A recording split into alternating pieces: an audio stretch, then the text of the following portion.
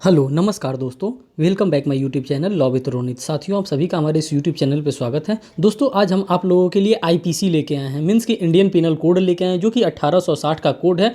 और इसको index wise हम यहाँ पे डील करने वाले हैं। मीन्स कि जितने चीज़ हो सकते हैं दोस्तों, हमारे साथ जो भी हमारे एग्जामिनेशन में जाएगा हमारा इंडेक्स ही जाएगा। अगर इंडेक्स को हम लर्न किए रहेंगे, हम इंडेक्स के बारे में अच्छे से जानते रहेंगे, तो हम उसका उस हद तक पहुंच सकते हैं जहां से क्वेश्चन पूछा जा रहा है। कैसे? जब हम लोग के पास कोई भी क्वेश्चन आता है तो हम पहले रेंज को देखते हैं कि अच्छा ये किस चैप्टर से पूछा जा रहा है, अच्छा ये इस चैप्टर से पूछा जा रहा है, तो इस चैप्टर से इस चैप्टर के बीच में कितने सेक्शन फॉल कर रहे हैं। तो उन सभी चीज़ों को हम लोग अरेंज मैनर में वहाँ पे समझने का प्रयास करेंगे दोस्तों। तो बिना देर किए हम इसको स्टार्ट करते हैं। और इसके साथ मैं कनेक्टेड जो केस लॉ होता रहेगा उन सभी केस लॉ को भी मैं आपके सामने डील करने वाला हूं। तो दोस्तों, ये जो हमारा आज का जो ये आईपीसी का जो लास्ट टाइम रिवीजन है, जो कि सुपर फास्ट तरीके से रिवीजन होगा, और ये होगा इंडेक्स बेस्ड रिवीजन होगा। और ये जो मैंने पीडीएफ लिया है, ये इसको आप लोग भी चाहेंगे तो डाउनलोड कर सकते हैं। मैंने भी गूगल से इसको डाउनलोड किया है, और ये कोई भी दूसरा पीडीएफ नहीं है, इसको मैंने बस पीडीएफ है आईपीसी का, इसी को मैंने डाउनलोड किया। तो दोस्तों, बिना देर किए इसको स्टार्ट करते हैं। देखिए, जो सबसे पहले मैं लिया हूँ इंडियन पिनल कोड का बेयर एक्ट लिया हूँ। अरेंज ऑफ सेक्शन मीन्स को इसको अरेंजमेंट किया गया है सेक्शंस को। अब हम चैप्टर फर्स्ट को लेते हैं। चैप्टर फर्स्ट में सबसे पहले मैं इंट्रोडक्शन को लेने वाला हूँ। दोस्तों, आप लोग जान जाइए कि 1860 का कानून है, इंडियन पिनल कोड जो है 1860 का कानून है। और इसको बनाने वाले कौन है, इसका ड्राफ्ट करने वाले कौन है, तो लॉर्ड मैकाले साहब के द्वारा इसको ड्राफ्ट किया गया था। अब इसमें एक प्रियम्बल भी दिया है। आपसे पूछा जा सकता है क्या आईपीसी में प्रियम्बल भी दिया है, तो जी हाँ दोस्तों, आईपीसी में एक प्रियम्बल भी दिया है। इस प्रकार से क्वेश्चन आपसे कभी पूछ सकता है, आज तक नहीं पूछा, लेकिन क्या पता कि एग्जामिनर का क्या मूड हो गया। देखिए, अब सेक्शंस को यहाँ पे हम डील करने वाले हैं। जो सबसे पहला सेक्शन हम लेते हैं, title and extent of operation of the code के बारे में बात करता है, जो हमारा इंपॉर्टेंट होता है। सेकंड में बात करता है punishments of offences committed with in India. अगर कोई भी ऑफेंस आप कर रहे हैं जो कि इंडिया के अंदर कमिट कर रहे हैं, तो उसके लिए इंडियन पिनल कोड में सेक्शन 2 के अकॉर्डिंग उसमें आपको पनिश किया जाएगा। थर्ड सेक्शन में बता रहा है punishment of offences committing beyond but which by law may be tried within India within India. तो ये थर्ड नंबर के सेक्शन में बात कर रहा है। फोर्थ नंबर के सेक्शन में आपसे बात कर रहा है extension of code to extraterritorial offences. इस जो ये एक्ट बना है, इसका एक्स्ट्रा टेरिटोरियल ऑफेंसेस के बारे में बात कर रहा है कि मीन्स कि आप विदेश में भी अगर बैठ करके कोई भी ऑफेंस कमिट कर रहे हैं तो उस पर भी ये हमारा आईपीसी लागू होगा। और जो फिफ्थ नंबर का सेक्शन बात कर रहा है certain law not to be affected by this act. जो सर्टेन लॉस होंगे उसको आईपीसी हमारा अफेक्ट नहीं करेगा। तो ये बात यहाँ पे दोस्तों सेक्शन 1 से लेकर के सेक्शन 5 तक बताया गया था, जो कि हमारे लिए इंपॉर्टेंट था। वो सिर्फ बेयर एक्ट और इंडेक्स पॉइंट ऑफ व्यू से ही इंपॉर्टेंट था। अब दोस्तों, हम यहाँ पे जो लेते हैं ये हम लोगों के लिए इंपॉर्टेंट हो जाता है, जिसमें जनरल एक्सप्लेनेशन आता है। दोस्तों, इसका रेंज देख लीजिए, 6 से लेकर के सेक्शन 52A तक इसमें डिफाइन किया गया है। और इसको भी इंडेक्स पॉइंट ऑफ व्यू से ही लेकर के हम चलने वाले हैं। इसमें थोड़ा सा मैं आपको ओरिजिनली दिखा देता हूं कि इसमें क्या हमारे पढ़ने लायक है, जो कि हमको इसमें पढ़ा जा सकता है। उसको बस मैं 1 मिनट का टाइम दीजिए। मैं ओरिजिनल बेयर एक्ट ही आपके पास खोल दे रहा हूं, जिसमें कि आपको भी देखने में कोई दिक्कत नहीं होगा।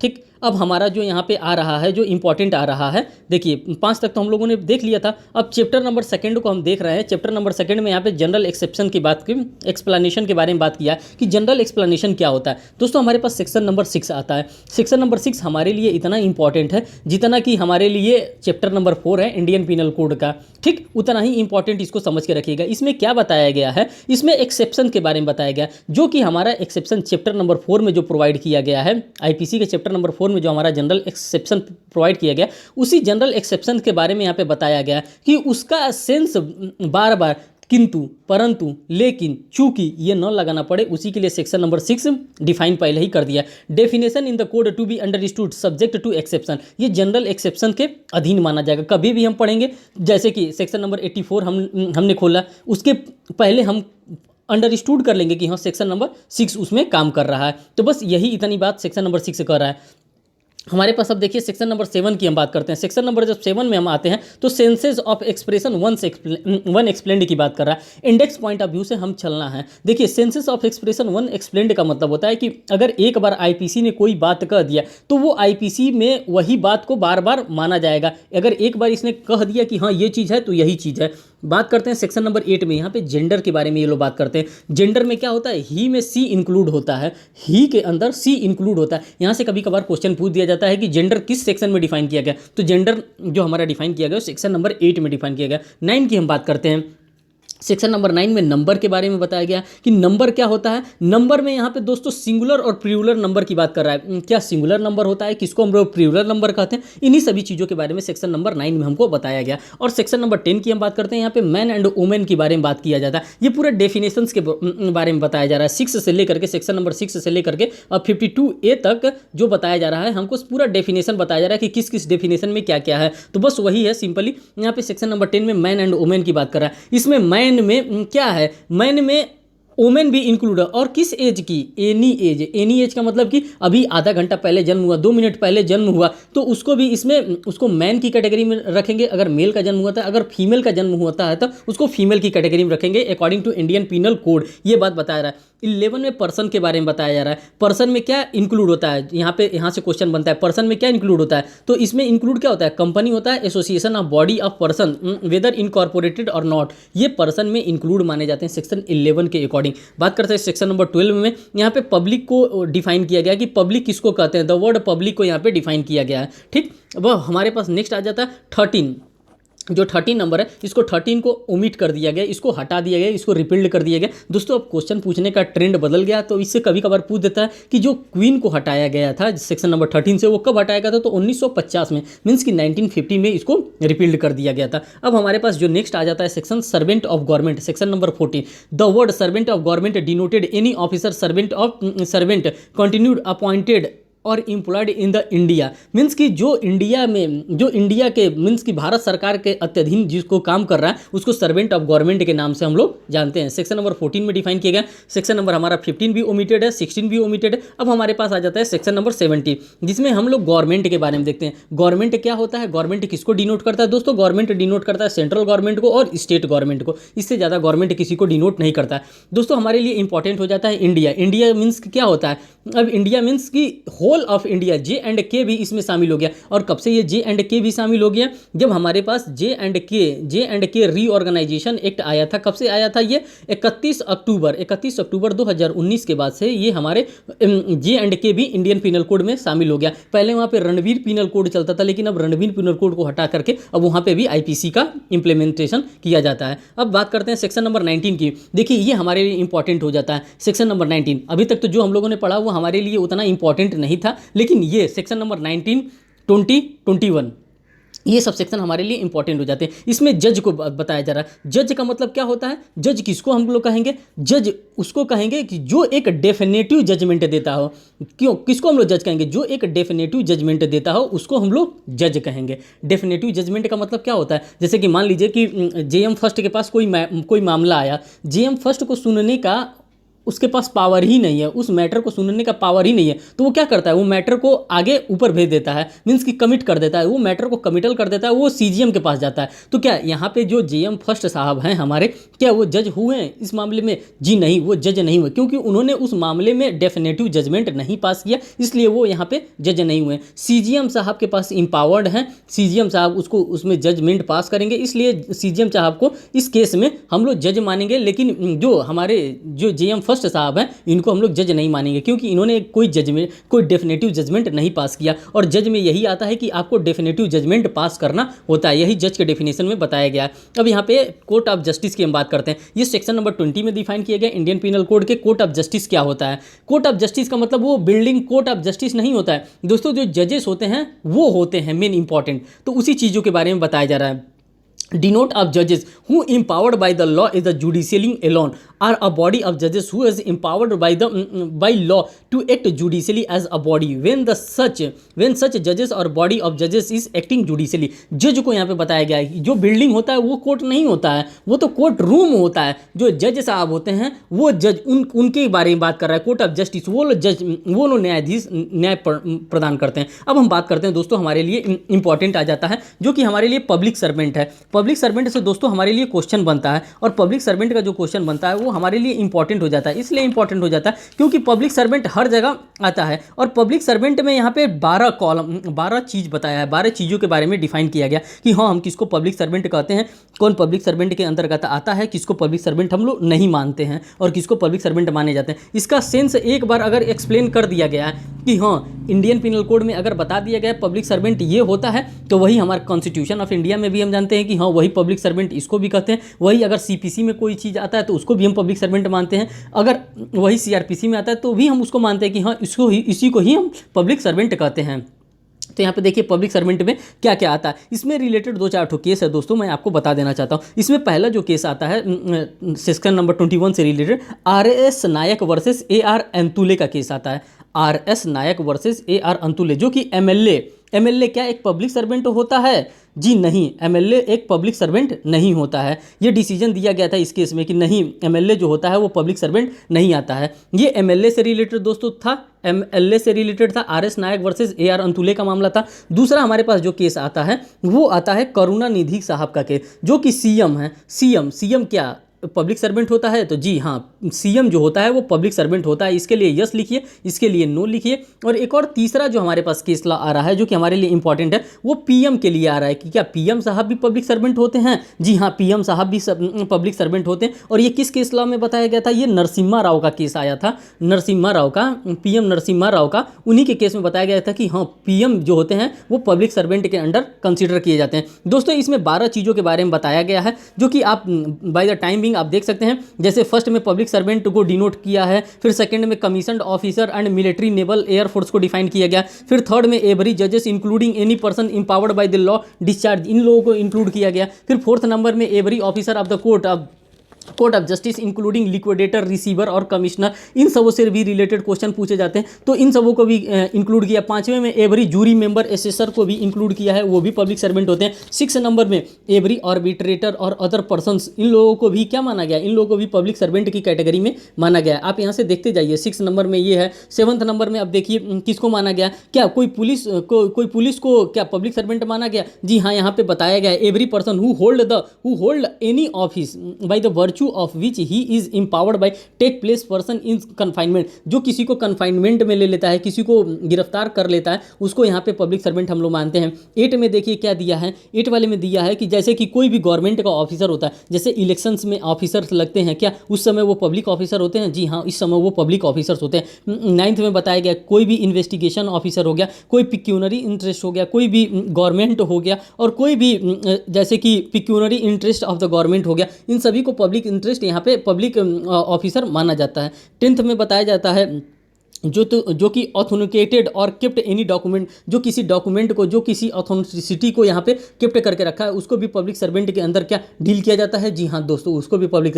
11 में देखिए क्या दिया है, 11 नंबर में दिया है कि यहाँ पे बताया गया है कि पब्लिक मेंटेनेंस और revise and election roll to the conduct and election on the part of the electoral, इन सभी चीज़ों को भी पब्लिक सर्वेंट के बारे में बताया गया। और 12th में भी यहाँ पे यही बताया गया कि एवरी पर्सन के बारे में बताया गया। जो 12th हमारा नंबर का क्लॉज है, इसमें ये बताया गया है जैसे कि remunerated by fee and commission of the performance of any public duty by the government, इन लोगों को भी पब्लिक सर्वेंट के अंदर शामिल किया गया है। अब बाय द टाइमिंग इसको देख सकते हैं, लेकिन बस ये याद रखिएगा कि सेक्शन नंबर 21 होता है जिसमें पब्लिक सर्वेंट के बारे में डिफाइन किया जाता है। उससे रिलेटेड मैंने 3 केस लॉ बताया, RS नायक वर्सेस AR अंतुले का केस बताया है, फिर उसके बाद से मैंने PM करुणानिधि साहब का, PM नरसिम्हा राव का केस भी मैंने बताया है, और CM करुणानिधि साहब का केस भी मैंने बताया, और इसमें ये भी बता दिया है कि किसको पब्लिक सर्वेंट माना गया है और किसको पब्लिक सर्वेंट नहीं माना गया। ये आपके लिए इंपॉर्टेंट है। ये 12 जो टॉपिक मैंने बताया ये आपके लिए इंपॉर्टेंट नहीं है। अब यहाँ पर हम सेक्शन नंबर 22 देखते हैं, जिसमें मूवेबल प्रॉपर्टी के बारे में बताया गया है। दोस्तों आप लोगों ने कहीं ना कहीं TPA पढ़ा ही होगा, तो उससे आपको पता लग जाता है कि हाँ किसको हम लोग मूवेबल प्रॉपर्टी कहते हैं, किसको इमूवेबल प्रॉपर्टी कहते हैं।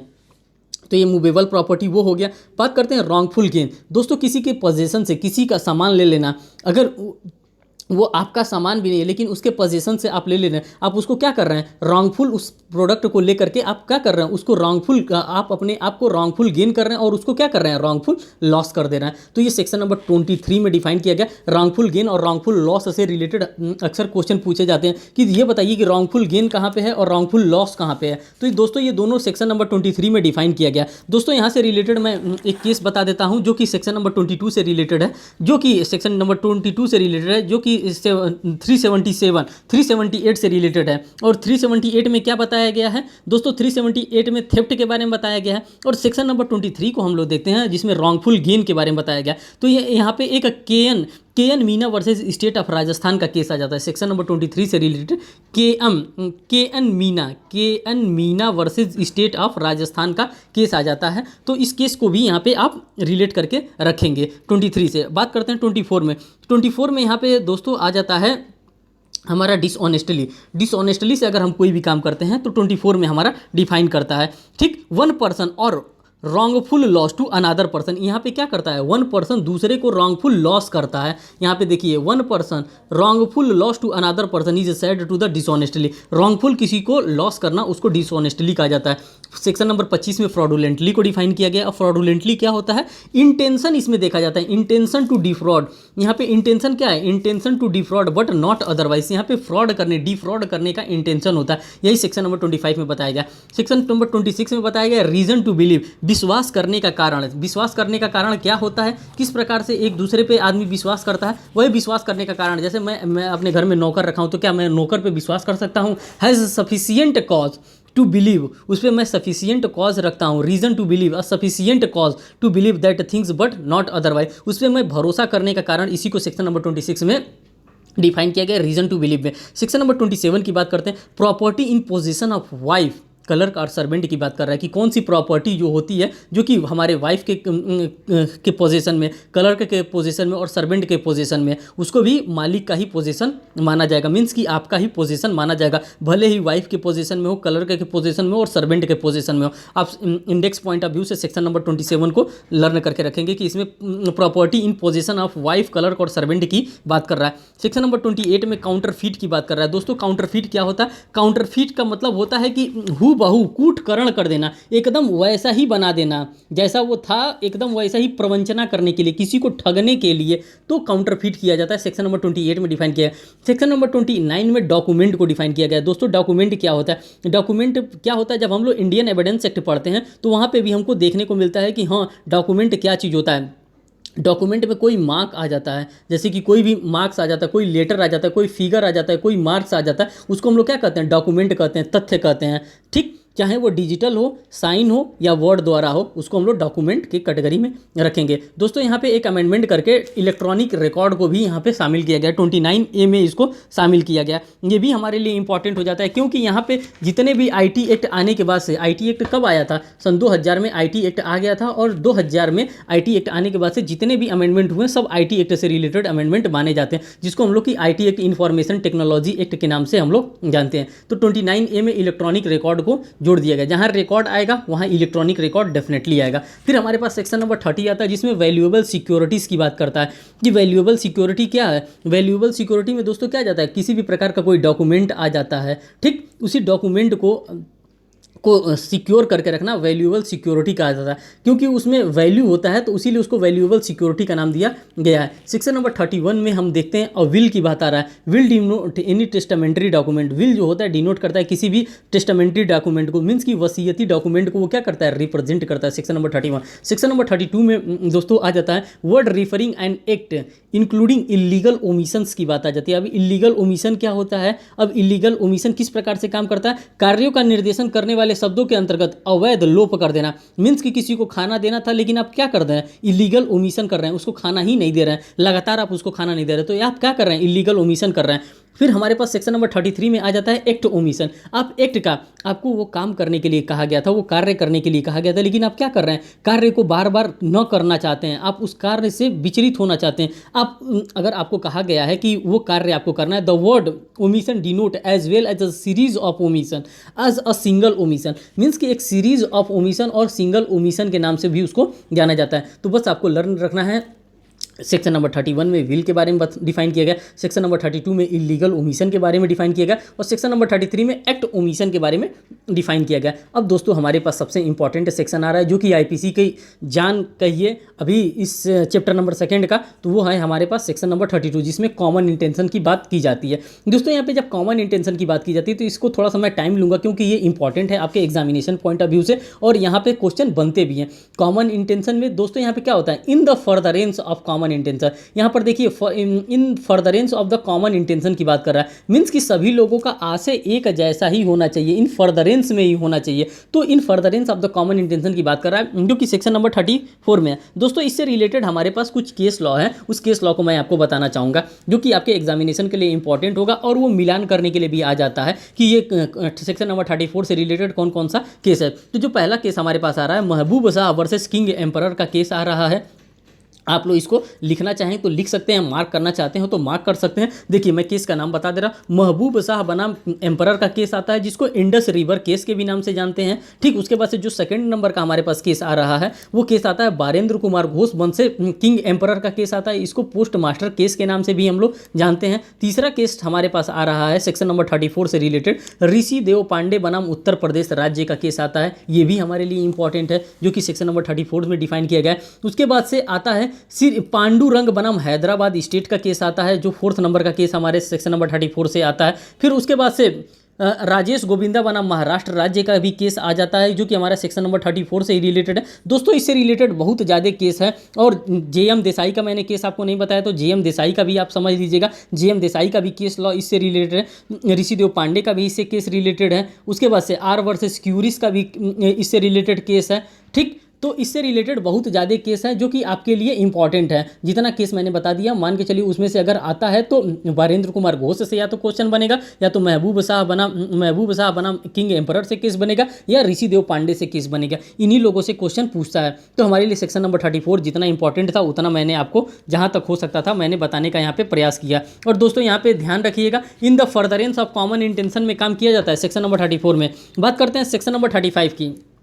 अब सेक्शन नंबर 35 में दोस्तों क्या कहता है, देखिए हम इंडेक्स पॉइंट ऑफ व्यू से ही चल रहे हैं, इसीलिए थोड़ा सा मैं तेज हूँ और लास्ट हमारा रिवीजन चल रहा है, बस ये जानते रहिए कि हाँ ये पढ़ना जरूरी है। सेक्शन नंबर 35 में बात कर रहा है, when such an act is criminal by reason by its being done with the criminal knowledge और इंटेंशन। यहाँ पे कोई काम आप किस तरह से कर रहे हैं, क्रिमिनल नॉलेज के साथ, और उसमें क्या होना चाहिए, आपका इंटेंशन होना चाहिए। मीन्स कि यहाँ पे मेंजरिया प्लस नॉलेज जरूरी है। सेक्शन नंबर 35 में मेंजरिया प्लस नॉलेज का यहाँ पे होना जरूरी है, तभी आपको माना जाएगा कि सेक्शन नंबर 35 में आप वर्क कर रहे हैं। यहाँ पे देखिए क्रिमिनल नॉलेज लिखा है और इंटेंशन, मींस दोनों में से किसी एक चीज का होना जरूरी है, इसीलिए सेक्शन नंबर 35 की बात कर रहा है। सेक्शन नंबर 36 में कह रहा है effect cause partly by act partly by omission.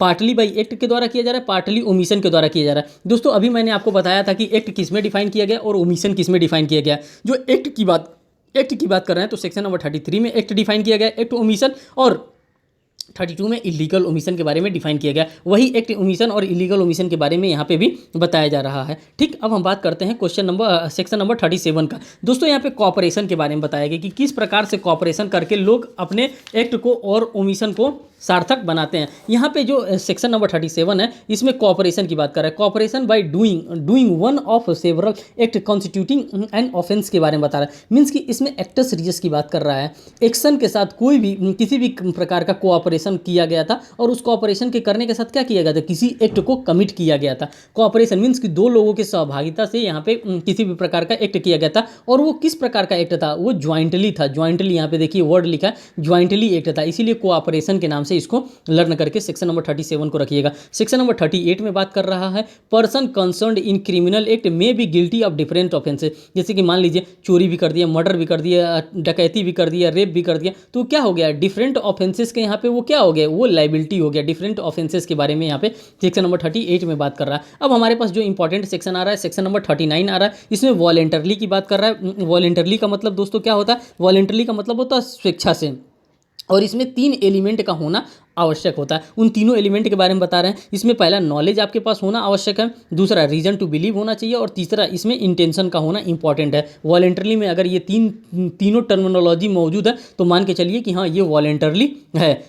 किसी चीज़ को आप जान रहे हैं, नॉलेज है। किसी चीज़ पे आप भरोसा कर रहे हैं, नॉलेज है। किसी चीज़ पे आप विश्वास कर रहे हैं, आपके पास क्या है, नॉलेज है। मीन्स कि ये सारी चीज़ें स्वेच्छा हो जा रही हैं। अब बात करते हैं यहाँ पे सेक्शन नंबर 40 के, जिसमें ऑफेंस के बारे में बताया गया कि ऑफेंस होता क्या है, ऑफेंस कौन कमिट करता है। दोस्तों ऑफेंस सीआरपीसी में भी हमको देखने को मिलता है, जो कि डिफाइन किया गया है सीआरपीसी में सेक्शन नंबर 2 के क्लॉज एन में हमको सीआरपीसी में ऑफेंस को डिफाइन किया गया है।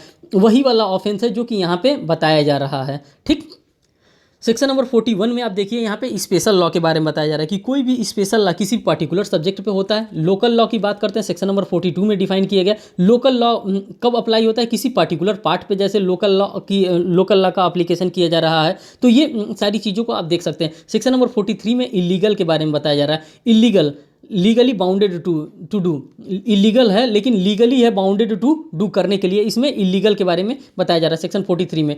सेक्शन 44 में इंजरी के बारे में बताया जा रहा है। इंजरी किस प्रकार का होता है, तो इंजरी दोस्तों 4 प्रकार से होता है। या तो बॉडी पे होगा, ठीक, या तो बॉडी पे होगा, या तो माइंड पे होगा, या तो रेपुटेशन पे होगा, या तो प्रॉपर्टी पे होगा। इंजरी से रिलेटेड यही क्वेश्चन पूछता है कि इंजरी कितने प्रकार से हो सकती है, तो इंजरी 4 प्रकार से हो सकती है, बॉडी को, माइंड को, रेपुटेशन को और प्रॉपर्टी को। और ये डिफाइन कहाँ किया गया, आईपीसी के सेक्शन नंबर 44 में डिफाइन किया गया। सेक्शन नंबर 45 में दोस्तों लाइफ को डिफाइन किया गया। लाइफ का मतलब क्या होता है, life denotes the life of the human being. यहाँ पे एनिमल के लाइफ की बात नहीं कर रहा है, लाइफ में ह्यूमन बींग की लाइफ के बारे में बात कर रहा है सेक्शन नंबर 45 में। सेक्शन नंबर 46 में डेथ की बात कर रहा है। डेथ जैसे कि किसी आदमी का मर जाना, उसी को डेथ करते हैं। Denotes the death of the human beings, not an animal. यहाँ पे एनिमल को यहाँ पे भी इंक्लूड नहीं किया गया। लाइफ किसका होना चाहिए, 45 में लाइफ होना चाहिए, 46 में डेथ होना चाहिए, ठीक। 47 में क्या है आपका, एनिमल महोदय इंपॉर्टेंट है कि यहाँ पे एनिमल का होना इंपॉर्टेंट है। यहाँ पे एनिमल के बारे में अलग से लिखा है, the word animal denotes any living creature, किसी भी जीवित क्रिएचर के बारे में यहाँ पे सेक्शन 47 में एनिमल्स के बारे में बताया गया। क्वेश्चन नंबर 40, सेक्शन नंबर 48 को हम लोग यहाँ पे देखते हैं दोस्तों। यहाँ पे सेक्शन नंबर 48 में वेसल्स के बारे में बताया गया। वेसल्स क्या होता है, जैसे कि जो नाव होता है, चाहे समुद्र में जो चीज़ें चलती हैं उसी को वेसल्स के नाम से हम लोग जानते हैं, जिसको जलयान के नाम से हम लोग जानते हैं। तो उसी जलयान के बारे में, वेसल्स के बारे में यहाँ पे बताया सेक्शन नंबर 48 में। सेक्शन नंबर 49 में ईयर एंड मंथ के बारे में बताया जाता है कि ईयर किसको कहते हैं, मंथ किसको कहते हैं। दोस्तों ये ब्रिटिश कैलेंडर का है। यहाँ पे आप ध्यान दीजिए कि आपसे कभी कभार एग्जामिनेशन में पूछ लेता है कि जो आईपीसी में जो ईयर और मंथ को डिफाइन किया गया वो किस कैलेंडर का है, ये ग्रेगोरियन कैलेंडर का है कि किसके कैलेंडर का है। तो दोस्तों वो किसके कैलेंडर का है, वो ब्रिटिश कैलेंडर का है। यहाँ पे साफ साफ लिखा है, आप लोग ध्यान दीजिएगा। सेक्शन नंबर 50 में सेक्शंस के बारे में डिफाइन किया गया, जो सेक्शन हम लोग पढ़ रहे हैं, सेक्शन 1, सेक्शन 2, सेक्शन 3। और सेक्शन 51 में ओथ के बारे में डिफाइन किया गया है कि ओथ क्या होता है, ओथ पे कब हम किसी चीज़ को लेंगे, कब ओथ पे नहीं लेंगे, इन सभी चीज़ों के बारे में यहाँ पे सेक्शन नंबर 51 में डिफाइन किया गया। सेक्शन नंबर 52 में दोस्तों गुड फेथ के बारे में डिफाइन किया गया। गुड फेथ का मतलब believing without due care and attention, means कि बिना केयर एंड अटेंशन के बारे में, गुड फेथ में अगर आप कोई काम कर रहे हैं तो आप उस काम के लिए क्या हो सकते हैं, बच सकते हैं। अब हमारे पास जो अमेंडेड सेक्शन है, सेक्शन नंबर 52A हार्बरी, ये दोस्तों हमारे लिए इंपॉर्टेंट है क्योंकि इसमें क्या होता है, यहाँ पे एक मैं केस लॉ आपको बताना चाहूँगा। Nalini versus state of Tamil Nadu का केस आता है दोस्तों, जो कि 120A आईपीसी से रिलेटेड है, 120B आईपीसी से रिलेटेड है। इसमें दोस्तों ये सेक्शन 120A और 120 में क्रिमिनल कॉन्स्पायरेसी को बताया जा रहा है। क्रिमिनल कॉन्स्पायरेसी किया गया था और राजीव गांधी का एसेसिनेशन कर दिया गया, और एसेसिनेशन करने के बाद क्या किया गया था, उनको हार्बरिंग किया गया था। उसके बाद ही इस सेक्शन को डाला गया कि मीन्स की संशय दिया गया था, उसी संशय से रिलेटेड हार्बरिंग की बात यहाँ पे की जा रही है, ठीक। आप समझ सकते हैं सेक्शन नंबर 52A में हार्बरिंग के बारे में बताया जा रहा है, ये अमेंडेड सेक्शन है। अब दोस्तों हम आगे देखिए, इस चीज़ को आप पढ़ने से कतराते होंगे, लेकिन इसमें क्या होगा, आपका रिवीजन हो जाएगा और कम टाइम में आप ज़्यादा चीज़ों को अपने अंडर कर सकते हैं। अब हम बात करते हैं चैप्टर नंबर 3 में। चैप्टर नंबर 3 में आप पनिशमेंट्स की बात कर रहा है कि किस प्रकार का पनिशमेंट होता है, पनिशमेंट कहाँ पे डिफाइन किया गया। तो दोस्तों यहाँ पर रेंज आप ध्यान रखिएगा कि चैप्टर नंबर 3 में आप पनिशमेंट्स के बारे में डिफाइन किया गया कि हाँ पनिशमेंट क्या होता है। और पनिशमेंट के बारे में सेक्शन नंबर 53 ही बताता है कि हाँ पनिशमेंट क्या होता है, किसको दिया जा सकता है, कितने प्रकार का पनिशमेंट होता है। जी हाँ दोस्तों, यहाँ पे तो आपको पता होना चाहिए कि पनिशमेंट हमारे पास पहले 6 प्रकार के थे। पहले हमारे पास पनिशमेंट जो था वो 6 प्रकार का था, लेकिन एक पनिशमेंट को यहाँ पे हटा दिया गया। तो अब हमारे पास पनिशमेंट कितने प्रकार के हो गए, 5 प्रकार के। पहला हमारे पास डेथ पनिशमेंट हो गया, सेकंड इम्प्रिजनमेंट फॉर लाइफ हो गया, और जो थर्ड जो हमारा पनिशमेंट था उस थर्ड पनिशमेंट को हटा दिया गया। फोर्थली जो imprisonment which of 2 type, namely rigorous imprisonment और सिंपल इम्प्रिजनमेंट में इसको काउंट कर दिया गया। और जो 5वें नंबर का पनिशमेंट हमारा आ गया वो फॉरफीचर ऑफ प्रॉपर्टी आ गया, और जो 6 नंबर का हमारा पनिशमेंट आ गया वो फाइन हो गया। तो अब यहाँ से एक पनिशमेंट को हटा दिया गया। तो 1 2 3 4 5, जब आप यूपी में अगर आपसे एग्जामिनेशन में यूपी पीसीएसजे में पूछता है कि पनिशमेंट कितने प्रकार का है, तो दोस्तों आप मार्क करिएगा 5 प्रकार का पनिशमेंट अवेल कर रहा है हमारे इंडियन पिनल कोड में, क्योंकि एक प्रकार के पनिशमेंट को यहाँ से हटा दिया गया, रिपील्ड कर दिया गया। अब बात करते हैं सेक्शन नंबर 53A में, जिसमें construction of references to transportation के बारे में बताया जा रहा है। ये क्या होता है इसी के बारे में बता रहा है। यहाँ पे सेक्शन नंबर 53A दिया है, इसमें दिया है construction of references to transportation के बारे में। ये हमारे लिए दोस्तों उतना इंपॉर्टेंट सेक्शन नहीं है। बात करते हैं सेक्शन नंबर 54 में। सेक्शन नंबर 54 में commutation of sentences of death के बारे में दिया है कि किस प्रकार से डेथ सेंटेंस का कम्यूटेशन किया जा सकता है। तो ये हमारा सेक्शन नंबर 54 में दिया है। और उसके बाद से डेथ सेंटेंस के कम्यूटेशन के बारे में बता रहा है। सेक्शन 55 में commutation of sentence of imprisonment for life, ये कम्यूटेशन कर रहा है किसके, इम्प्रिजनमेंट ऑफ जो लाइफ इम्प्रिजनमेंट दिया है उसके कम्यूटेशन के बारे में। अगर 55 में हम कम्यूटेशन करते हैं तो दोस्तों कितने साल के लिए कर सकते हैं, तो 14 ईयर के लिए कर सकते हैं। मीन्स कि 14 साल के लिए हमने यहाँ पे कम्यूटेशन कर सकते हैं। ये 55 में हमको इंपॉर्टेंट होता है कि कम्यूटेशन कितने साल का होता है, जो हमारा सजा दिया जाता है वो 14 साल के लिए कम्यूट हम कर सकते हैं। 55 में हम देखते हैं यहाँ पे 55A में हमारे लिए इंपॉर्टेंट आ जा रहा है। 55A में दोस्तों आप कभी भी इस समय लगातार आप माइनर एक्ट पढ़ रहे होंगे, उसमें अप्रोप्रिएट गवर्नमेंट आ रहा है। तो दोस्तों ये अप्रोप्रिएट गवर्नमेंट यही वाला है, 55A वाला है। ये 55A के ही बार बार हम लोग कर रहे हैं कि कोई भी काम करेगा या तो सेंट्रल गवर्नमेंट करेगा या तो स्टेट गवर्नमेंट करेगा या तो एप्रोप्रिएट गवर्नमेंट करेगा। वही वाला एप्रोप्रिएट गवर्नमेंट है जो कि 55A of Indian penal code में डिफाइन किया गया है। बात करते हैं क्वेश्चन नंबर सेक्शन नंबर 57 में। 56 हमारे पास से इसको हटा दिया गया। 57 में देखिए fraction of term of punishment. Fractioning कैसे किया जा सकता है, जब आप किसी भी चीज़ को, किसी भी पनिशमेंट को फ्रैक्शनिंग करेंगे तो दोस्तों ये फ्रैक्शन 20 साल के लिए होता है। मीन्स कि जैसे अभी आप कम्यूटेशन देख रहे थे ना, जो कि सेक्शन नंबर 55 में डिफाइन किया गया था, तो जो कम्यूटेशन होता था वो मात्र 14 साल के लिए होता था। लेकिन जब आप फ्रैक्शन की बात करते हो, जब किसी भी पनिशमेंट को फ्रैक्शनिंग किया जाता है तो ये पनिशमेंट 20 साल के लिए होता है। देखिए यहाँ पे फॉर 20 ईयर लिखा भी है, 20 साल के लिए फ्रैक्शनिंग होता है। तो ये चीज़ आपको, ये फैक्ट आपको लर्न करके रखना है कि हाँ, जो कम्यूटेशन होता है वो 14 साल के लिए होता है, जो फ्रैक्शनिंग होता है वो 20 साल के लिए फ्रैक्शनिंग होता है। बात करते हैं क्वेश्चन नंबर 60, सेक्शन नंबर 60 की बात। बीच का जो भी सेक्शन है हमारे लिए इंपॉर्टेंट नहीं है। 58 में कुछ है नहीं, 59 में कुछ है नहीं, क्योंकि इनको रिबिल्ड कर दिया गया। अब हम देखते हैं सेक्शन नंबर 60, सेंटेंसेज में be in certain cases of imprisonment wholly और पार्टली रिगरस और सिंपल। जो क्या सेंटेंस जो दिया जा रहा है, क्या होलली या पार्टली रिगरस और सिंपल, वो होलली, पार्टली और सिंपल भी हो सकता है, वो रिगरस भी हो सकता है। सेक्शन 60 से हमको यही याद करके रखना है। सेक्शन 61 नहीं है, सेक्शन 62 नहीं है, सेक्शन 63 है। इसमें अमाउंट के बारे में बात कर रहा है। किस चीज़ के, अमाउंट ऑफ फाइन के बारे में। यहाँ पे जो अमाउंट ऑफ फाइन होगा वो फाइन दिया जा सकता है, अनलिमिटेड हो सकता है। जो फाइन हमारे अमाउंट का हो सकता है वो अनलिमिटेड हो सकता है, but shall not be excessive, लेकिन एक्सेसिव नहीं हो सकता है। एक गरीब आदमी है, उसके ऊपर 500 करोड़ रुपए का लगा दिए पेनाल्टी, कहाँ से देगा, उसका खाने तक का उसके पास ठिकाना नहीं है। तो आप फाइन उस पर लगा सकते हैं, अनलिमिटेड फाइन लगा सकते हैं, लेकिन एक्सेसिव फाइन नहीं लगा सकते according to section number 63 of Indian penal code. बात करते हैं सेक्शन नंबर 64 में, sentences of imprisonment for non payment of fine. Sentence आप देंगे, कब देंगे, जब वो नॉन पेमेंट फाइन का कर रहा है। इसको रीड कर सकते हैं किसको, सेक्शन नंबर 64 को आप रीड कर सकते हैं सीआरपीसी के सेक्शन नंबर 30 से, क्योंकि यहाँ पे भी सेक्शन नंबर 13 में भी यही बताया गया सीआरपीसी में, sentences of imprisonment for non payment of fine. तो वहाँ पे जो मजिस्ट्रेट होता है, जैसे कि जेएम फर्स्ट क्लास हो गया, जेएम सेकंड क्लास हो गया, और उसके बाद से हमारे जो सीजीएम साहब होगा, जितना उनके पास पनिशमेंट देने का पावर है उसका 1/4 वो पनिशमेंट देते हैं। कहाँ पे, sentences of imprisonment when non payment of fine, जैसे 1/4 वो लोग पनिशमेंट इंपोज करते हैं। कहाँ पे, सेक्शन 30 में सीआरपीसी में। वही चीज़ है यहाँ पे, sentences of imprisonment for non payment of fine की बात सेक्शन नंबर 64 में कर रहा है। अब बात करते हैं सेक्शन नंबर 65 में, limit to imprisonment for non payment of fine when imprisonment for fine awarded. सिर्फ फाइन से अगर पनिश किया गया है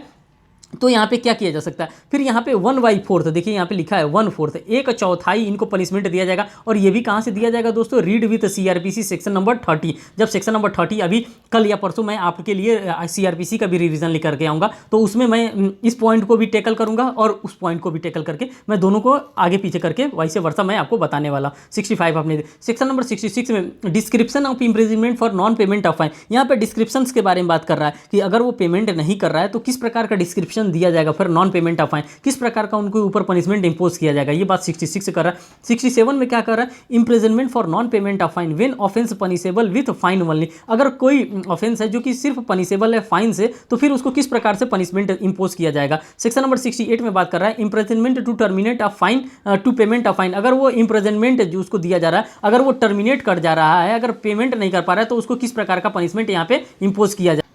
यहाँ पे फिर हम देखते हैं सेक्शन नंबर 67। सेक्शन 67 में imprisonment for non payment of fine when offence is punishable with fine only. अगर पनिशमेंट यहाँ पे सिर्फ फाइन से पेमेंट की पनिश किया गया है, तब उसके लिए सेक्शन नंबर 67 हमारा लागू होगा। सेक्शन नंबर 68 में imprisonment to terminate on payment of fine की बात कर रहा है। सेक्शन नंबर 68 में ये बात कर रहा है। सेक्शन नंबर 69 में हम बताते हैं। देखिए सेक्शन नंबर 69 में क्या दिया है, टर्मिनेशन ऑफ इम्प्रिजनमेंट और on payment of proportional part of fine. अगर वो proportional part of fine payment कर रहा है तो उसको यहाँ पे उसका जो इम्प्रिजनमेंट था, जितना इम्प्रिजनमेंट दिया गया है उसको छोड़ दिया जाएगा। अब हम बात करते हैं 70 वाले में। 70 हमारे लिए इंपॉर्टेंट हो जाता है क्योंकि यहाँ से कभी कभार क्वेश्चन बन जाता है। फाइन लेवाइल within 6 year of during imprisonment death not to discharge property from liability. इसमें यह कहा जा रहा है कि अगर किसी व्यक्ति के ऊपर फाइन लेवाई किया गया है तो 6 साल के अंतर्गत उसके ऊपर क्या किया जाएगा, फाइन लगाया जाएगा। कब लगाया जाएगा, जब वो मर जाता है तो उसकी प्रॉपर्टी बेच करके यहाँ पे फाइन को क्या किया जाएगा, वसूला जाएगा। तो ये बात सेक्शन नंबर 70 कर रहा है। 71 में क्या कर रहा है, limit of punishment of offences made up of several offences. यहाँ पे लिमिट लगाया जाएगा पनिशमेंट का जो सेवरल ऑफेंसेज में दिया जा रहा है। तो 71 भी यहाँ से हमारे लिए हो जा रहा है। 72 हमारे लिए भी उतना इंपॉर्टेंट नहीं है। बात हमारे लिए इंपॉर्टेंट है सेक्शन नंबर 73 और 74 में। 73 में सॉलिटरी कन्फाइनमेंट की बात कर रहा है। ये दोस्तों हमारे लिए बहुत ही इंपॉर्टेंट है और ये बार बार एग्जामिनेशन में पूछा जा रहा है क्योंकि ये सॉलिटरी कन्फाइनमेंट क्या होता है, किस प्रकार से दिया जाता है। ये सॉलिटरी कन्फाइनमेंट इंपॉर्टेंट है। देखिए सॉलिटरी कन्फाइनमेंट का मतलब होता है एकांत परिरोध। एकांत में मीन्स कि किसी व्यक्ति को एकांत में रखा जा सकता है। 14 दिन से ज़्यादा किसी को नहीं दिया जा सकता है और 7 दिन से ज़्यादा 1 महीने में किसी को भी सॉलिटरी कन्फाइनमेंट नहीं दिया जा सकता है। जैसे अगर किसी को 1 महीने का पनिशमेंट मिला है तो उसको मंथ की अगर 1 महीने का पनिशमेंट मिला है तो 6 मंथ से ज़्यादा की सज़ा उसको नहीं दी जा सकती है। मीन्स कि यहाँ पे कहने का तात्पर्य ये है, फिर से मैं आपको शुरू से बताता हूँ। सेक्शन नंबर 70 में नॉट मोर देन 3 मंथ, किसी भी हालत में उसको 3 महीने से ज़्यादा सॉलिटरी कन्फाइनमेंट किसी भी व्यक्ति को नहीं दिया जा सकता है और एक बार में 7 दिन से ज़्यादा उसको सॉलिटरी कन्फाइनमेंट नहीं दिया जा सकता है। देखिए यहाँ पे सारी बातें लिखा है, यही सारी चीज़ें यहाँ पे मैं बता रहा था। सेक्शन नंबर 74 की बात करते हैं। यहाँ पे दोस्तों देखिए लिमिट ऑफ सॉलिटरी कन्फाइनमेंट की बात कर रहा है कि किस प्रकार से लिमिट लगाया जा सकता है सॉलिटरी कन्फाइनमेंट पे। ये लिमिट से रिलेटेड सॉलिटरी कन्फाइनमेंट का सेक्शन है, सेक्शन नंबर 74। अब 75 में हमको बता रहा है enhance punishment of certain offences related to chapter number 12 और chapter number 17 of Indian penal code में। मीन्स कि अगर आपने चैप्टर नंबर 12 में जो दिया गया है और चैप्टर नंबर 70 में अगर आपने कोई भी ऑफेंस किया है, अगर दोहरा के उसको ऑफेंस को आप कमिट कर रहे हो तो उसमें इनहांस पनिशमेंट दिया जाएगा। मीन्स कि आपके पनिशमेंट को और बढ़ा करके दिया जाएगा। वही सेक्शन नंबर 75 यहाँ पे बता रहा है। अब हमारे पास जो आ जा रहा है वो चैप्टर नंबर 4 आ जा रहा है, जो कि हमारे एग्जामिनेशन के लिए बहुत ही इंपॉर्टेंट होता है और ये जनरल एक्सेप्शन होता है। ये होता है सेक्शन नंबर 76 से लेकर के 106 तक ये फॉल करता है।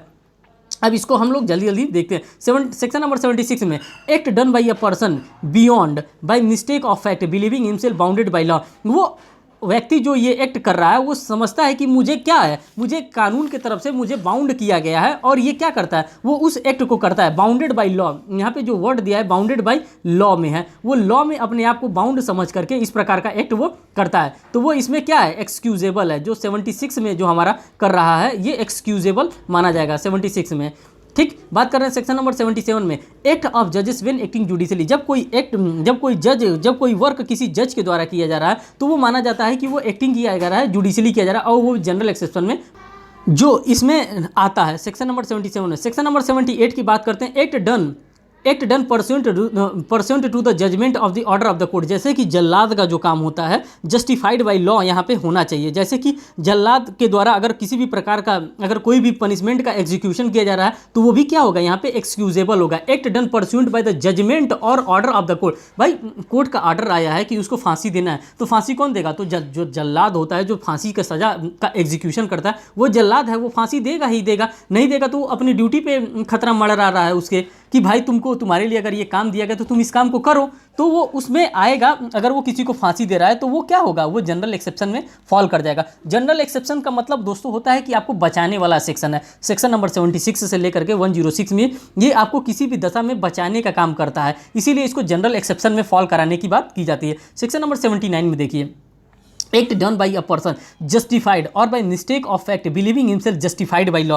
यहाँ पे क्या होता है कि जस्टिफाइड बाई लॉ से रिलेटेड है और वहाँ पे पहले में क्या था, यहाँ पे बाउंड बाई लॉ था। जो सेक्शन नंबर 76 में बाउंड बाई लॉ था वो बाउंड था लॉ से, और यहाँ पे क्या था, जस्टिफाइड बाई लॉ की बात कर रहा है कि ये किस प्रकार से जस्टिफाइड है। सेक्शन नंबर 79 में ये जस्टिफाइड बाई लॉ है और 76 में बाउंडेड बाई लॉ। इसी प्रकार से आपसे MCQ में क्वेश्चन पूछा जाएगा 76 से लेकर के और 79 के बीच में कि हाँ 76 में क्या पता बताया जाता है, तो वहाँ पे बाउंडेड बाई लॉ होता है, और सेक्शन 79 में यहाँ पे जस्टिफाइड बाई लॉ की बात बताया जा रहा है। सेक्शन नंबर 80 में एक्सीडेंट की बात बताई जा रही है कि एक्सीडेंट क्या होता है, किस प्रकार से एक्सीडेंट वाला केस हमारे सामने आता है। तो एक्सीडेंट का मतलब ये होता है कि अगर कोई भी आप काम कर रहे हैं जो कि बोनाफाइडली है, जिसमें ड्यू केयर एंड अटेंशन के साथ अगर आप कोई भी काम कर रहे हैं, ड्यू केयर और कॉशन के साथ अगर कोई भी काम कर रहे हैं, तो वो उसके एक्सीडेंट माना जाएगा। उसमें आपका ये माना जाएगा कि आपको जनरल एक्सेप्शन में फॉल किया जाएगा। इसमें जनरल एक्सेप्शन ये हो जाता है, accident in doing in lawful act. अगर लॉफुल एक्ट करते में अगर किसी भी प्रकार का एक्सीडेंट हो जाता है तो वो ये क्या कहते हैं, जनरल एक्सेप्शन में फॉल कर जाता है।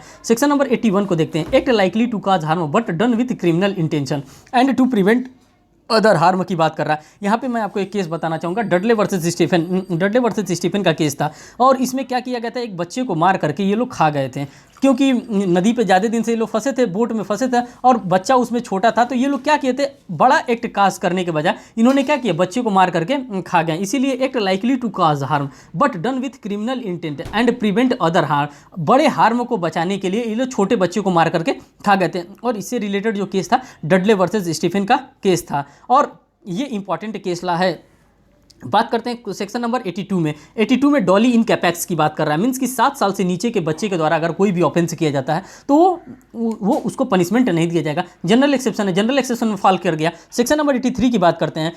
इसमें डॉली कैपेक्स की बात कर रहा है। मीन्स कि 12 साल से नीचे के बच्चे के द्वारा अगर कोई भी ऑफेंस किया जा रहा है तो उसको भी जनरल एक्सेप्शन में फॉल कर दिया जाएगा, अगर उसकी मैच्योरिटी लेवल देखी जाएगी कि हाँ अगर वो सफिशिएंट मैच्योरिटी लेवल में अगर फॉल कर रहा है तो उसके ऊपर पनिशमेंट इंपोज किया जाएगा। अगर वो सफिशिएंट मैच्योरिटी लेवल उसके अंदर नहीं देखा जाएगा तो फिर उसको भी वहाँ पे छोड़ दिया जाएगा, वो भी जनरल एक्सेप्शन में फॉल कर जाएगा। अब हमारे पास जो सेक्शन आता है ये इंपॉर्टेंट सेक्शन है, जिसमें अनसाउंड के बारे में बात कर रहा है। Act a person unsound mind, अगर पागल व्यक्ति के द्वारा अगर कोई भी एक्ट किया जा रहा है तो क्या वो भी पनिशेबल होगा? जी नहीं, बिल्कुल नहीं पनिशेबल होगा। इससे रिलेटेड मैं एक केस लॉ बता रहा हूं, मैकनॉटन रूल आता है। मैकनॉटन रूल बताया गया, इसमें 3 चीज़ों के बारे में बताया गया है कि जो इंसैनिटी होती है वो कैसा होता है, इडियट बाय बर्थ होता है। सेकंड, वो लूनेटिक होता है बाय किसी के शौक के द्वारा, और डिजीज़ के द्वारा वो क्या होता है, अगर इस प्रकार का अगर उसके अंदर इंसैनिटी है तब उसको कोर्ट ऑफ लॉ मानेगा, अगर मेडिकल इंसैनिटी है तो उसको कोर्ट ऑफ लॉ नहीं मानेगा। वही इंसैनिटी से रिलेटेड ये मामला सेक्शन नंबर 84 का होता है, जो कि जनरल एक्सेप्शन में फॉल कर जाता है। सेक्शन नंबर 85 की हम बात करते हैं। 85 में बता रहा है कि इनवॉलेंटरली इंटॉक्सिकेशन, मीन्स कि यहाँ पे स्वेच्छा से इनवॉलेंटरली इंटॉक्सिकेशन की बात कर रहा है। जो सेक्शन नंबर 85 में इनवॉलेंटरली इंटॉक्सिकेशन की बात कर रहा है कि अगर आपको स्वेच्छा से, अगर अगेंस्ट विल आपको अगर किसी के द्वारा शराब पिला दिया जा रहा है, तब बाई नॉट बाई चॉइस, अगर आपके बिना इच्छा के शराब पिया जा रहा है तो वो आपका जनरल एक्सेप्शन में फॉल कर जाएगा सेक्शन नंबर 85 में। सेक्शन नंबर 86 में क्या हो रहा है, वॉलेंटरली इंटॉक्सिकेशन की बात कर रहा है कि अगर आपने स्वेच्छा से शराब पिया है और उसके बाद से अगर आपने किसी प्रकार का ऑफेंस कमिट कर दिया है तो आप इसमें लाइबल माने जाएंगे। इससे रिलेटेड 2 केस है हमारे पास, एक Vasudev versus state of PEPSU का मामला है जो कि 85 में फॉल करता है, और एक इसमें है 86 में डीपीपी वर्सेस बीएड का मामला है, डायरेक्टरेट ऑफ पब्लिक प्रोसिक्यूटर बनाम वर्सेस बीएड का मामला है। तो ये दोनों केस लॉ को भी आप यहाँ पे लर्न करके रखेंगे 85 और 86 के लिए। अब हमारे पास आ जाता है सेक्शन नंबर 87, जिसके लिए हम लोग सेक्शन नंबर 87 को वॉलेंटरली नॉन फिट इंजूरिया के नाम से भी जानते हैं। एक लैटिन मैगजीन है वॉलेंटरली नॉन फिट इंजूरिया, तो उसी मैगजीन पे ये सेक्शन नंबर 87 हमारा डिपेंड करता है। और क्वेश्चन में हमारा कभी कभी आ जाता है कि ये जो मैं मैक्सिम बता रहा हूँ वॉलेंटाइन नॉन फिट इंजूरिया, ये किससे रिलेटेड है, तो ये सेक्शन नंबर 87 से वॉलेंटाइन नॉन फिट इंजूरिया से रिलेटेड है। सिर्फ यही सेक्शन वॉलेंटाइन फिट नॉन इंजूरिया से नहीं रिलेटेड है, सेक्शन नंबर 87 भी हमारा रिलेटेड है, सेक्शन नंबर 88 भी रिलेटेड है, और सेक्शन नंबर 89 भी, और सेक्शन नंबर 92 भी। ये सभी सेक्शन हमारे वॉलेंटाइन नॉन फिट इंजूरिया से रिलेटेड है। कहीं ना कहीं ये एक तरह से ही को रिलेट करके इसको पढ़ा जा सकता है। तो सेक्शन नंबर 87 को आपने देख लिया। सेक्शन नंबर 88 में अब आप देख लीजिए, यहाँ पे दे रहा है accident not intended to cause death but done by the consent in good faith for the person's benefit. मान लीजिए किसी के पर्सन के बेनिफिट के लिए यहाँ पे क्या दिया जा रहा है, कंसेंट दिया जा रहा है। जैसे कि यहाँ पे डॉक्टर को प्रोटेक्ट करने की बात की जा रही है, जैसे डॉक्टर अगर किसी का ऑपरेशन कर रहा है तो वहाँ पे पहले दस्तखत करवा लेता है कि अगर मान लीजिए कि अगर बाय द वे खुदा न खास्ता कुछ हो जाता है तो क्या मैं सेफ रहूँगा, तो यहाँ पे पहले ही उनसे क्या लिया जाता है, गुड फेथ में जो डॉक्टर होता है वो मारने के लिए कंसेंट नहीं लेता है, वो गुड फेथ में यहाँ पे कंसेंट लेता है, इसीलिए डॉक्टर्स के लिए ये इंपॉर्टेंट है सेक्शन नंबर 88। अब हम बात करते हैं सेक्शन नंबर 99 के बारे में, 89 के बारे में। Act done in good faith for the benefit of children और insane person by the consent of guardian. यहाँ पे डॉक्टर्स क्या करते हैं, ऐसा कंसेंट लेते हैं, किससे? डॉक्टर कंसेंट लेते हैं गार्जियन से लेते हैं। कब लेते हैं? जब बच्चा छोटा रहता है और या तो इंसेन पर्सन रहता है तो उसके गार्जियन से कंसेंट लिया जाता है कि उसके लिए क्या करने के लिए, उसको गुड फेथ में उसको काम करने के लिए। अगर यहाँ पे बच्चा 12 साल से कम है या अनसाउंड माइंड है तभी कंसेंट लिया जाएगा सेक्शन नंबर 89 में। बात करते हैं सेक्शन नंबर 90 की। यहाँ पे कंसेंट जो होता है, consent known to be given under fear और मिसकंसेप्शन।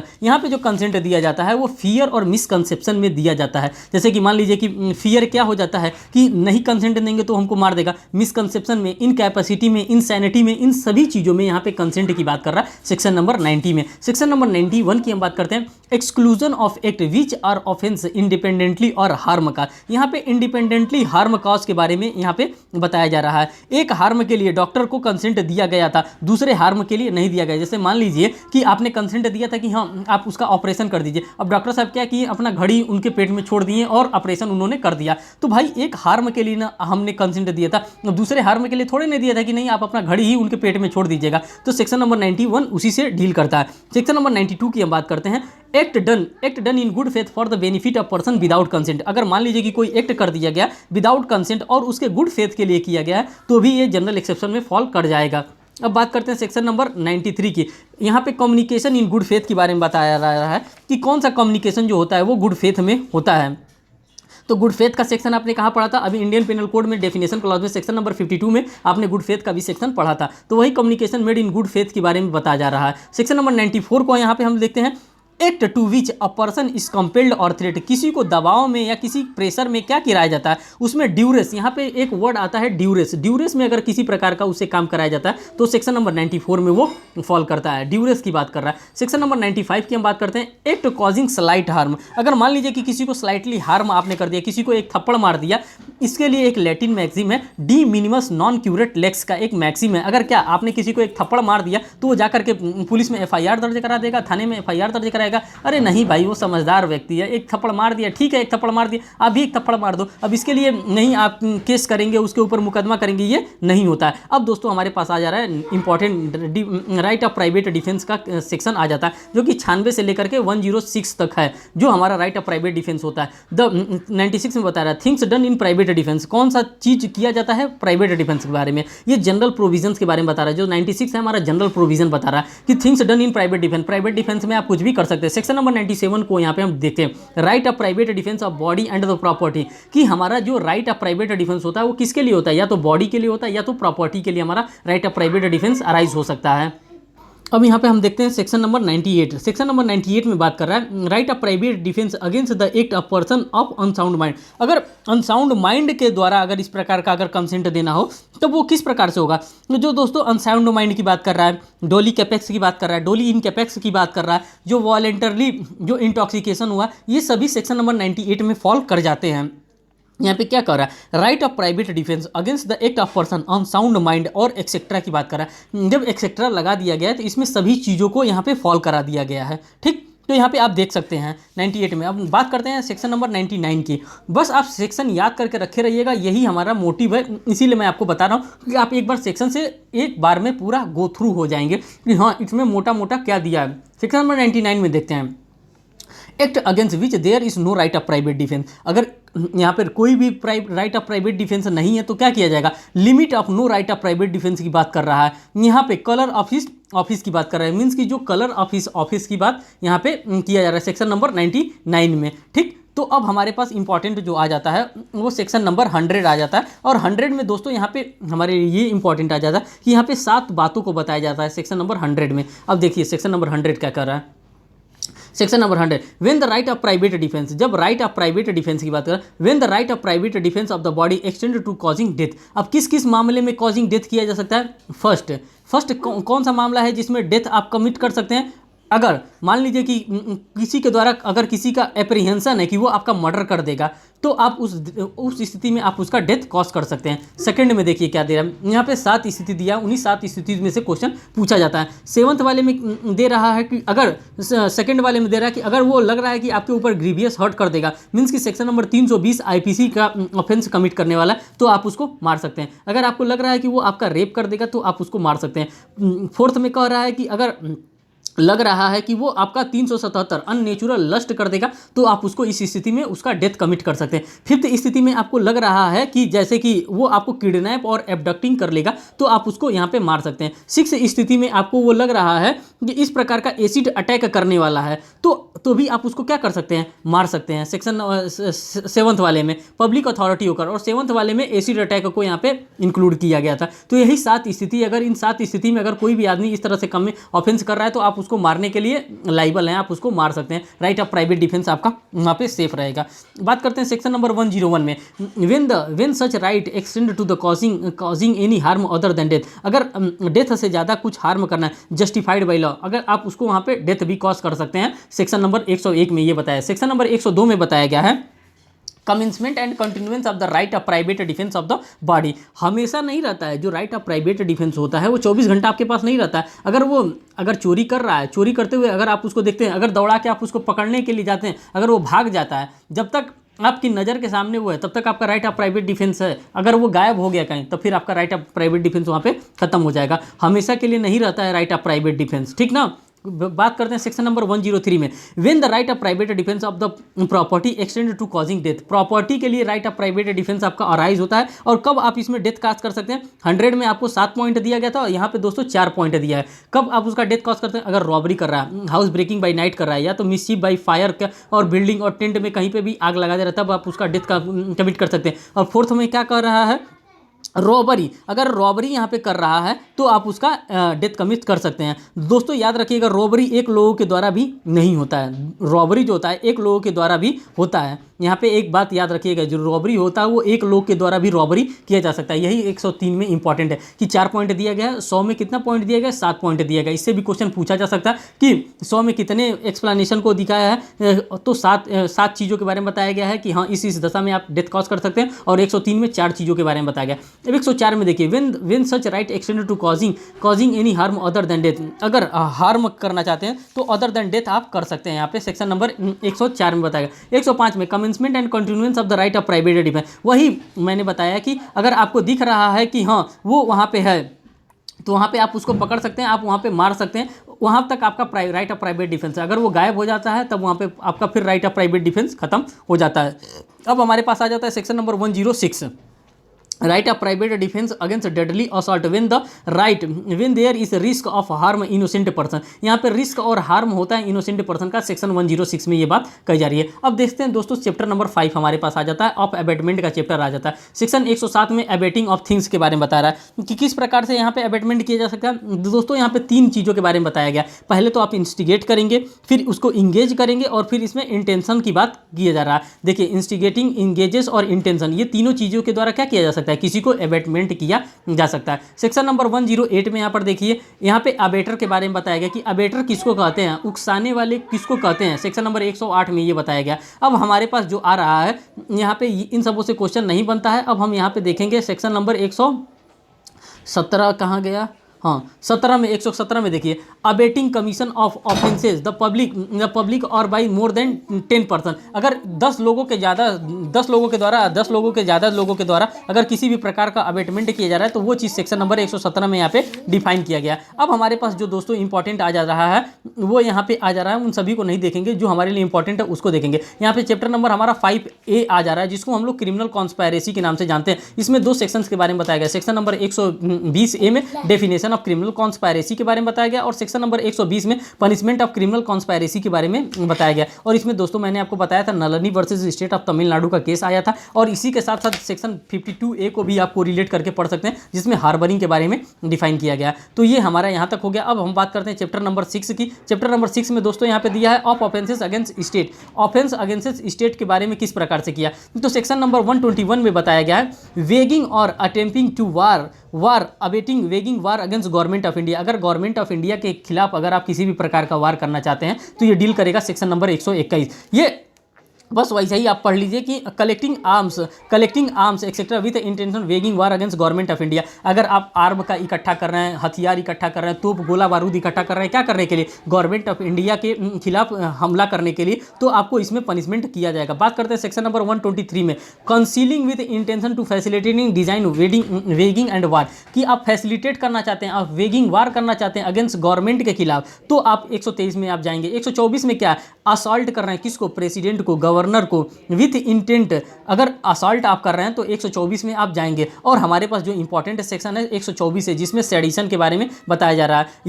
ये सेक्शन बहुत ही प्रचलन में, और इस सेक्शन से क्वेश्चन भी पूछे जा रहे हैं कि सेडिशन क्या होता है, राजद्रोह क्या होता है, इसको राजद्रोह के नाम से जाना जाता है। दोस्तों ये हमारे लिए बहुत ही इंपॉर्टेंट है, क्योंकि इससे लगातार बार बार क्वेश्चन पूछा जा रहा है। इससे रिलेटेड मैं केस ला आपको बता दे रहा हूँ, Kedarnath versus state of Bihar का केस है, सेक्शन नंबर 124 ए से रिलेटेड है। इससे रिलेटेड कौन कौन का और केस है? इससे रिलेटेड बाल गंगाधर तिलक जी का भी केसेस है। फिर उसके बाद से महात्मा गांधी जी का भी केसेस है सेडिशन से रिलेटेड, क्योंकि अंग्रेज पहले क्या करते थे, देखते थे कि ये राजद्रोह कर रहे हैं और इनको पनिशेबल कर दे। तो अब हम यहाँ पे नेक्स्ट देखते हैं सेक्शन नंबर 125 में। यहाँ पे दे रहा है weighing war against the Asiatic power, means कि ये भी हमारे लिए इंपॉर्टेंट नहीं था। जो सेक्शन नंबर 124 ए था वही हमारे लिए इंपॉर्टेंट था। अब हम बात करते हैं चैप्टर नंबर 7 की। दोस्तों चैप्टर नंबर 7 अब इसको कल हम करते हैं, नेक्स्ट सेशन में करते हैं, क्योंकि यहाँ तक बहुत ज़्यादा हो जाएगा और ये 1 घंटा का सेशन ऑलरेडी हो भी गया है। तो दोस्तों आपको कैसा लगा ये सेशन, आप हमें ज़रूर कमेंट बॉक्स में कमेंट करके बताइएगा। अगर अच्छा लगता है आपको तो इस प्रकार से मैं कल 1-2 दिन के अंदर मैं आपका पूरा IPC इसी तरह से कंप्लीट करा दूंगा। बहुत बहुत धन्यवाद दोस्तों, थैंक यू।